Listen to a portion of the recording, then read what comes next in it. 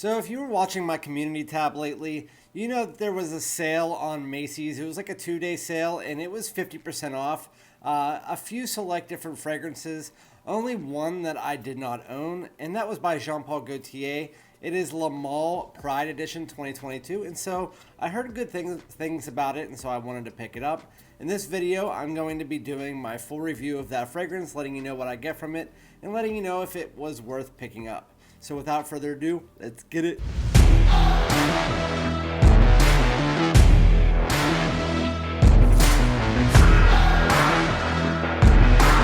Alright, my great smelling dudes, welcome back to my channel. This is Randy, aka Fragrance Dude, back with another fragrance video. And so for me, it's fall right now. I know for a lot of you it's still hot outside, so this fragrance will still work because it is a spring and summer fragrance.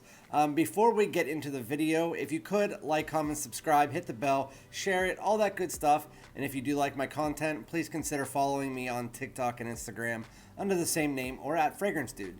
So this is a fragrance that was on Macy's about a week ago. When I release this video, it might be 2 weeks. And it was $50. It's normally like $119 for the 4.2 ounce, and I believe that's the only size that it does come in. So I bought it for 50 bucks. I didn't try it. I heard good things, especially on a few channels that I watch. And I was like, you know what? I'll definitely try that out. So I picked it up, and so I got this bottle in. I tried it now 3 times. My wife also wore it. If you guys want to know, there is a men's and a women's version, but the fluid that's inside is the exact same. So it smells exactly the same for each. So again, this is by Paul Gaultier. It is L'HOMME Pride Edition 2022. So on the front, it's just like any other canister. It just has the words for the Pride, and then it's an eau de toilette, and then you have the little stand on the inside. But what you're really worried about is the bottle. So it looks like any other Ultramall, L'HOMME, whatever type of bottle. It's just this one has a t-shirt. You know how Paul Gaultier, for their special edition ones, except for the L'HOMME Fraiche, which is painted, these ones all just have shirts or clothing or a snow globe, whatever it might be. This one just has a Pride shirt, and it's just a silver bottle underneath. It does have the pull pin, which I just took it off and sprayed it on this atomizer, or on the, with the atomizer, I sprayed it onto the test strip. So what I'm going to tell you from this fragrance is that I was really excited about the opening. I'll let you know what I get in the dry down, but I will give you, I'm going to get straight into it. I don't think that this fragrance is one that I need to spend an hour talking to you guys about, because it is very simplified, and I don't think that I need to just continuously run this video on for no reason. But with that said, I am going to give you the note breakdown for the Pride Edition 2022. The top notes are yuzu and blood orange.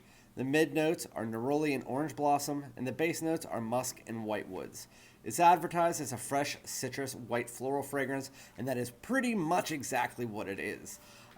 So I heard other things from other channels, specifically one that really got me interested in it, because I really like L'HOMME Fraiche, and I'm actually going to do a video next week where I compare the two and let you know the differences and which one to pick up. So when you first spray this on, I thought I really liked this fragrance. To be honest with you, I really thought I liked it. And again, the men's and the women's are the same. One of my subscribers accidentally bought the women's fragrance, and I found out that they are the same fluid. So don't worry if you accidentally do that. It is the same thing.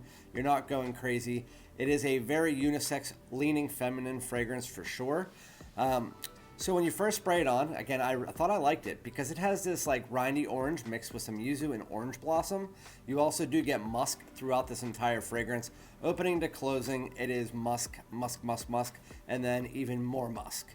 It's just musk is a little bit less in the opening because you get that nice, it's not super rindy, it's just a nice, slightly rindy blood orange mixed with that yuzu, which comes off almost a little bit like a lemony citrus, a little bit tart. It's quite nice in the opening, and then you get a little bit of a orange blossom and neroli coming in there, giving it a little bit of a floral take. But the florals are really dialed back in the opening. Once you get about 10 minutes into this fragrance, that is where I was like, no.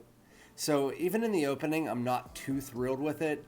I thought I would be, and I thought I liked it when I first sprayed it on, but it's like literally for 10 seconds, you get this blast of citrus where you think this is going to be really nice. And for those of you guys who really do like florals and unisex leaning feminine fragrances, this might be one for you.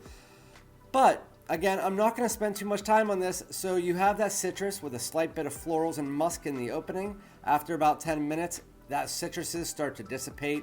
The yuzu goes first, and then the blood orange follows shortly after. After about 15 minutes, both of them are gone, and you are left with a floral musky fragrance. It's a citrus floral musky fragrance and then a floral musky fragrance.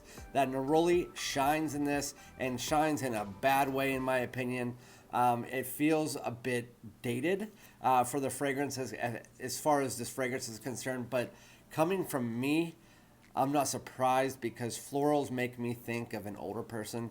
I always thought that in fragrances. That's just me.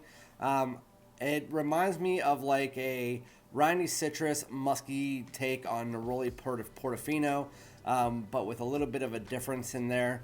And then, so if you like that type of fragrance, and then you like orange blossom, blood orange, stuff like that, this would be something you might want to try. But this is a little bit more florally, a little bit more synthetic than that, and then it's just a more florally, more musky, slightly woody take on that. With that said, does it compare to the other ones in the line? Like Le Male Eau Fraiche reminds me of just a fresher version of Le Male, modernized with a little bit of this and that. This one does not remind me of Le Male pretty much at all. You don't get that vanillas or the lavenders or anything like that in here. It just is floral, musk, and a slight bit of woods in the opening, in the base. So the way to fully describe this fragrance, opening to close, you get citrus with a slight bit of florals and musk. And then when you get into a little bit of a rindiness to it, it's effervescent, it's a little bit bright, it's a little bit tart as well. Then after about 15 to 20 minutes, citrus is gone. You're left with a super heavy floral, not super heavy, but like a lot of florals. And it's not a heavy fragrance whatsoever. It's more light and fresh. But it's a floral, musky, slight woods, and that is the fragrance. Citrus, musk, woods. Citrus, musk, florals, and then florals, musk, woods. So overall, this is 90% a florally fragrance with musk. It's just you have a little bit of woods in the dry down and a lot of bit of citrus in the very early opening. You decide if you like that. I don't. I think this is a throwaway fragrance. If you actually saw my community tab, I'm selling this. It's not one that I want to keep. My wife wanted to try it, and I told her she could keep it if she wants. She does not like it. She does not want to keep it. She thought she liked it off the first spray on herself, but then she decided it was even too florally for her. My daughter, who is 12, does not like it either. As far as the performance, it's moderate across the board. It doesn't last super amount of time. I would say probably about 5 hours. With that said, it projects a little bit below moderate to moderate for the first hour and a half, and then it turns more into a personal bubble and then a skin scent. So it's not great overall throughout. Not a fantastic fragrance as far as performance, not a fantastic fragrance as far as smell.